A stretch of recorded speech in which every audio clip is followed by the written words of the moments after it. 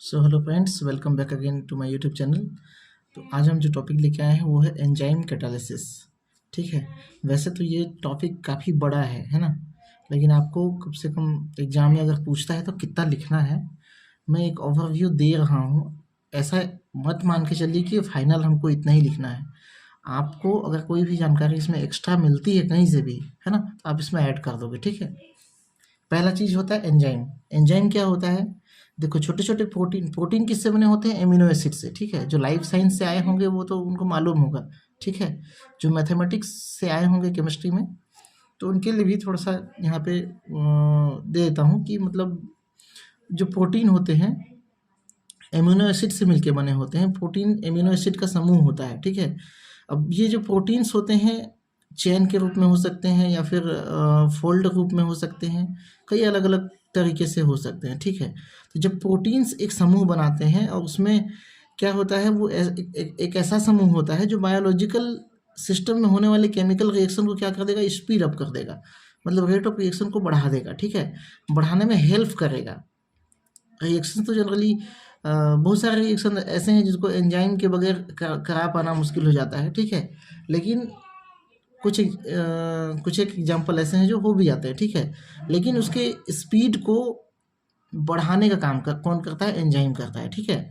तो ये कैटालिसिस ही है। कैटालिसिस पार्ट से ही है कि कैटालिसिस का मतलब क्या होता है। कैटालिसिस का मतलब ही होता है स्पीड अप, है ना। Enzyme catalysis is the increase in the rate of a process by a biological molecule. Biological molecule के रेट को इंक्रीज करने का काम करते हैं ये। ठीक है। अब एंजाइम एक्शन के कुछ क्या है कैरेक्टरिस्टिक है, उसको हम देख लेते हैं। जैसे ये क्या होते हैं, स्पेसिफिक स्ट्रक्चर होते हैं। ठीक है। मतलब इनका एंजाइम का जो स्ट्रक्चर होता है वो काफ़ी स्पेसिफिक होता है। और वो एक एंजाइम है तो वो दूसरे, मतलब एक एंजाइम जो है एक तरह के सबस्ट्रेट को ही प्रोडक्ट में बदलेगा। भले ही वो एक एंजाइम मिलियंस ऑफ सबस्ट्रेट को चेंज कर दे, लेकिन एक तरह का एंजाइम दो अलग अलग टाइप के सबस्ट्रेट को एक ही एंजाइम स्पीड अप नहीं कर सकता। दूसरे टाइप के सबस्ट्रेट के लिए दूसरा एंजाइम चाहिए होगा। समझ रहे हो मेरी बात? ठीक है। मतलब सबस्ट्रेट जैसे अलग अलग होते हैं, उसी जैसे ही आपको एंजाइम भी हर सबस्ट्रेट के लिए अलग अलग चाहिए होगा। ठीक है। हालांकि एक ही एंजाइम जो है, एक एक प्रकार के सबस्ट्रेट बहुत सारे हैं तो उनको सबको प्रोडक्ट में चेंज करने के लिए कैपेबल होता है। ठीक है। तो मैंने इसलिए यहाँ पे कहा कि अलग अलग बायोलॉजिकल रिएक्शन को स्पीड अप करने वाला एंजाइम का structure different different and specific structure होता है। एंजाइम का स्ट्रक्चर क्या होगा? स्पेसिफिक होगा। स्पेसिफिक होगा अलग अलग बायोलॉजिकल रिएक्शन के लिए। ठीक है। अलग अलग एंजाइम होंगे। It means one type of enzyme speed up only one type of reaction. एक प्रकार के रिएक्शन को ही स्पीड कर सकता है। ठीक है। अगली बात आती है एक्टिव साइट। काफ़ी इंपॉर्टेंट चीज़ है। देखो, जितने भी एंजाइम होंगे उनमें एक स्पेसिफिक एक्टिव साइट होना आवश्यक है। ठीक है। जैसे मान के चलो ये कोई एंजाइम है। ठीक है। तो यहाँ पे क्या होगा, एक ऐसा साइट होगा जहाँ पे कोई मॉलिक्यूल आके बाइंड करेगा। बाइंड करने के बाद में ये जो है प्रोडक्ट में चेंज हो जाएगा। अब ये एंजाइम जो है वो अनचेंज रहेगा। एंजाइम का जो स्ट्रक्चर जैसा होगा, या इसमें जो जिसके थ्रू वो बाइंड हुआ था, ऐसा कोई फंक्शनल ग्रुप होगा, वो भी अनचेंज रहेगा। सबस्ट्रेट किस में चेंज हो रहा है? प्रोडक्ट में चेंज हो रहा है, लेकिन किसके थ्रू हो रहा है? एंजाइम के थ्रू, ई के थ्रू। ठीक है। तो यहाँ पे एंजाइम जो है, प्रत्येक एंजाइम में कुछ ना कुछ क्या होगा, एक्टिव साइट होगा जिसके सहायता से सबस्ट्रेट जो है जुड़ेंगे, बाइंड हो सकेंगे। ठीक है। और प्रोडक्ट के रूप में चेंज करना होता है जिसको। ठीक है। अब कॉमन फंक्शनल ग्रुप जो होंगे, फंक्शनल ग्रुप तो बहुत सारे हो सकते हैं। बहुत सारे दुनिया में एंजाइम हैं, प्लांट्स में, लिविंग ऑर्गेनिज्म लाखों करोड़ों टाइप के प्लांट्स है, लाखों करोड़ों टाइप के लिविंग ऑर्गेनिज्म है। तो उनमें एंजाइम भी डिफरेंट डिफरेंट टाइप के हो सकते हैं। जैसे नाइट्रोजिनेज है, ग्लाइकोजन में चेंज करने के लिए, ग्लाइकोलिसिस करने के लिए। ठीक है। डीएनए आरएनए की सिंथेसिस के लिए कुछ अलग टाइप के होंगे। ठीक है। तो यहाँ पे कुछ फंक्शनल ग्रुप मैंने लिया है, जैसे functional group OH, hydroxyl group, acetic acid का एसिटिक कार्बोक्सिलिक एसिड ग्रुप, ठीक है, SH थायो एल्कोहल वाला ग्रुप है ना, एमीन ग्रुप इत्यादि हो सकते हैं, है ना। और यहाँ तो मेटल्स आयन भी क्या होते कहना चाहिए होते हैं, है ना। मेटल्स आयन भी क्या करते हैं, एक्टिव साइट में प्रेजेंट होते हैं, लेकिन उनको हम को फैक्टर की या को एंजाइम की श्रेणी में रखते हैं, जो नॉन प्रोटीन वाला पार्ट होता है, ठीक है। अब देखते हैं अमाउंट ऑफ एंजाइम। अब यहाँ मैंने कहा ना, एक एंजाइम बहुत तरह के नहीं, बहुत सारे सबस्ट्रेट को प्रोडक्ट में चेंज कर देता है, और खुद क्या रहता है, अनचेंज रहता है, ठीक है। तो enzyme does not change during the reaction, ठीक है। बहुत ही कम मात्रा में एंजाइम मिलियंस ऑफ सबस्ट्रेट को प्रोडक्ट में चेंज कर सकता है, ठीक है। ये हो गया आपका अमाउंट में। अब अगला टॉपिक डाल सकते हो को एंजाइम। आप अपने से टॉपिक बना लो, मैं खुद अपने से बनाया हूँ, कहीं से इसको मैंने लिया नहीं है, ठीक है। मैं अपने समझ के अनुसार जो है टॉपिक बना दिया और यहाँ लिख दिया को एंजाइम। कुछ मेटल्स आयन होंगे या कुछ ऑर्गेनिक मॉलिक्यूल होंगे जो नॉन प्रोटीन पार्ट होते हैं, जिसकी बात हम पहले कर रहे थे, ठीक है, जो कि एंजाइम के एक्शन में हेल्प करते हैं। इसको हम क्या कहते हैं, को एंजाइम कहते हैं, ठीक है। ये किसी एंजाइम की तरह रिएक्शन को स्पीड अप तो नहीं कर सकते, लेकिन ज़रूर उसके एक्टिव साइट में बाइंड होकर उसके फंक्शन को बढ़ा सकते हैं, ठीक है, एंजाइम के फंक्शन को बढ़ा सकते हैं। अगला जो हमारा पॉइंट है वो है एंजाइम जनरली पीएच डिपेंडेंट होते हैं। मैक्सिमम एंजाइम्स क्या होते हैं, पीएच डिपेंडेंट होते हैं। मतलब ये भी कहा जा सकता है कि इसमें क्या होगा, एसिड बेस रिएक्शन होता होगा, है ना, होता है ना। तो जनरल एसिड बेस कैटालिसिस यहाँ होता है। इसके साथ ही साथ ऑर्बिटल स्टीयरिंग मतलब आपको मालूम है कि जितने भी एंजाइम्स है किसी न किसी मॉलिक्यूल से बने हुए हैं, ठीक है। उनका प्रोटीन का जो स्ट्रक्चर होता है वो कुछ स्पेसिफिक होता है। जैसे हमने देखा होगा एक चीज़, हीमोग्लोबिन में जब आयरन जुड़ता है तो उसका जो पोरफायरिन रिंग होता है उसका साइज जो है छोटा बड़ा होता है। तो उस टाइप का रिएक्शन या उस टाइप का एक्शन यहाँ भी हो सकता है, ठीक है। एंट्रोपिक रेस्ट्रिक्शन देखो, डेल जी क्या है, फ्री एनर्जी है। अब यहाँ पे कुछ रिएक्शन हो रहा है, मतलब यहाँ पे फ्री एनर्जी का भी कुछ रेस्ट्रिक्शन होगा, ठीक है। मैंने कहा भी है कि पहले भी वीडियो में बताया है कि कैटालिसिस में एक्टिवेशन एनर्जी कम हो जाती है ना।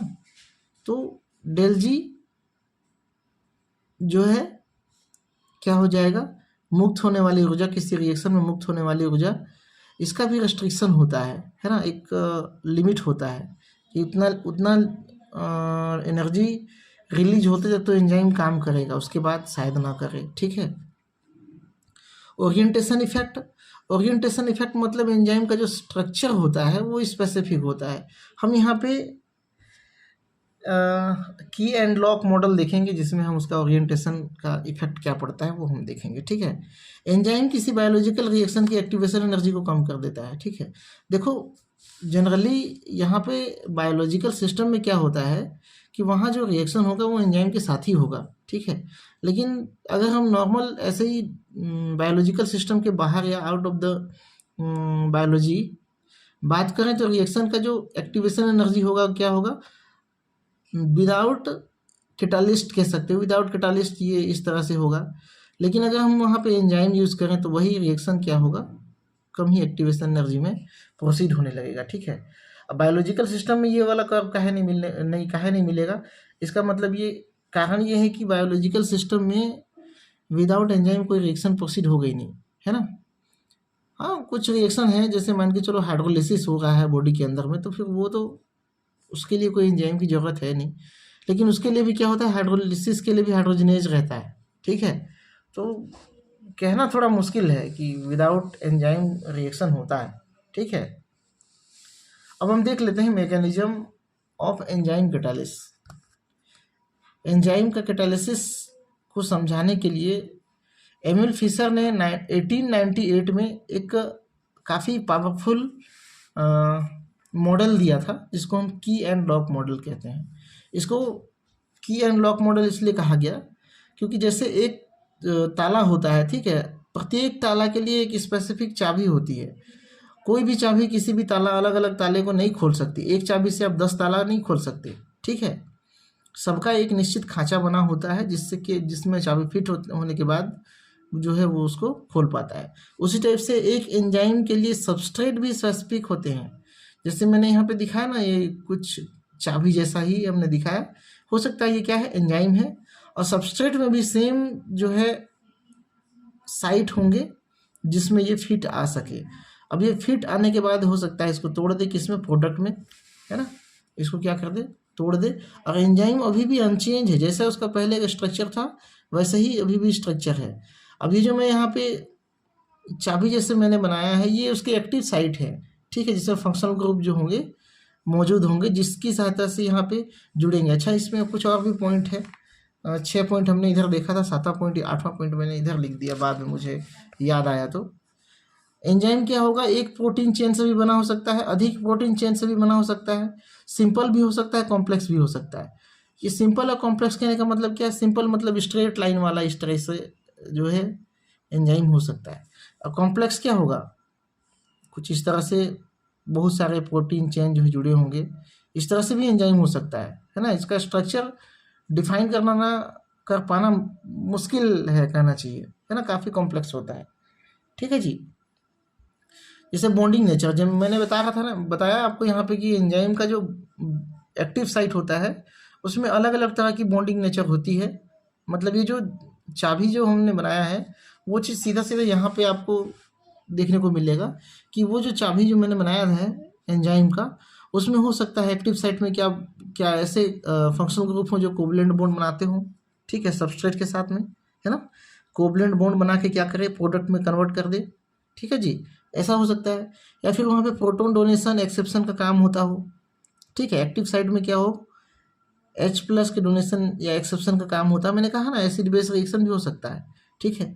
अगला है ओरिएंटेशन। ओरिएंटेशन मतलब साइज, एक्टिव साइट का साइज छोटा हो तो छोटे मॉलिक्यूल यहाँ पे आके ऐड होंगे, एक्टिव साइट का साइज बड़ा हो तो वहाँ पे बड़े मॉलिक्यूल भी फिट आएंगे, ठीक है।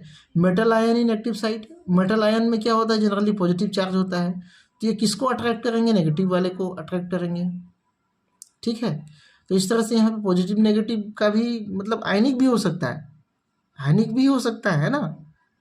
और अगला है बॉन्ड स्ट्रेंथ। बॉन्ड स्ट्रेंथ मतलब तो ये तो आप समझ लो ओरिएंटेशन से ही काफ़ी रिलेटेड है, ठीक है, मतलब ओरिएंटेशन में ही आप इसको डाल सकते हो, कोई दिक्कत नहीं है। जो प्रोटीन का जो बॉन्डिंग नेचर होगा वो कितना मजबूती से बंधा है, ठीक है, कितना मजबूती से एक दूसरे से बंधा है, उसके आधार पर भी एंजाइम को क्लासीफाई कर सकते हैं, उसको उसके मॉडल को समझा सकते हैं, ठीक है। तो ये कुछ कुछ ऐसी बातें हैं जो आपको ध्यान में रखनी है। मैं सोचता हूँ काफ़ी कुछ जानकारी जो है मैंने आपको दे दी है यहाँ पे। अगर इसके अलावा और भी कुछ जानकारी मिलता है ना आपको एंजाइम के बारे में तो आप डाल सकते हो। अब ये केवल इकलौता मॉडल नहीं है, बहुत सारे मॉडल हैं और, ठीक है, जो एंजाइम के एक्शन को बताते हैं, ठीक है, उसकी कैटालिसिस प्रक्रिया को बताते हैं। आप चाहो कुछ रिएक्शंस भी यूज कर सकते हो, सर्च कर लेना, ठीक है ना। कुछ रिएक्शंस भी यहाँ पे, चूँकि आप केमिस्ट्री के स्टूडेंट हो तो कुछ यहाँ पे रिएक्शंस भी ऐड कर सकते हो कि कहाँ पे क्या रिएक्शन हो रहा है, कौन कैटालाइज कर रहा है, ठीक है। और ज़्यादा अच्छा होगा आप वहाँ पे रिएक्शन यूज़ करो, ठीक है, रिएक्शन यूज करोगे ना तो एक अलग ही इम्पैक्ट पड़ेगा एग्जामिनर पे, ठीक है जी। केवल ये डायग्राम बना देने से केवल अच्छा इम्पैक्ट पड़ जाएगा ऐसा नहीं है। आप रिएक्शन अगर डाल देते हो यहाँ पे बीच में, यहाँ पे ये लास्ट है ना, ये 4 5 6 के बाद में ये 7 और 8 पॉइंट को यहाँ पर लिख देना और साथ में लास्ट में यहाँ पे कुछ एग्जाम्पल दे देना रिएक्शंस का, ठीक है, एग्जाम्पल्स दे देना, कोई रिएक्शन होगा, बायोलॉजिकल रिएक्शंस होगा, है ना, ठीक है। तो 1-2 रिएक्शन यहाँ पर डाल दो, गूगल में मिल जाएंगे आपको, ठीक है, एंजाइम का एक्शन का रिएक्शन आपको मिल जाएगा, ठीक है, कोई दिक्कत नहीं होगा। अगर कोई दिक्कत होता है तो आप बताना, है ना, ठीक है जी। ओके चलो ठीक है, तो चैनल में बने रहने के लिए बहुत बहुत धन्यवाद। और जो लोग नए हो ना वो लोग चैनल को सब्सक्राइब कर लो, ठीक है, और लाइक, अगर पसंद आया होगा वीडियो तो लाइक तो ज़रूर कर देना, ठीक है जी। Thank you.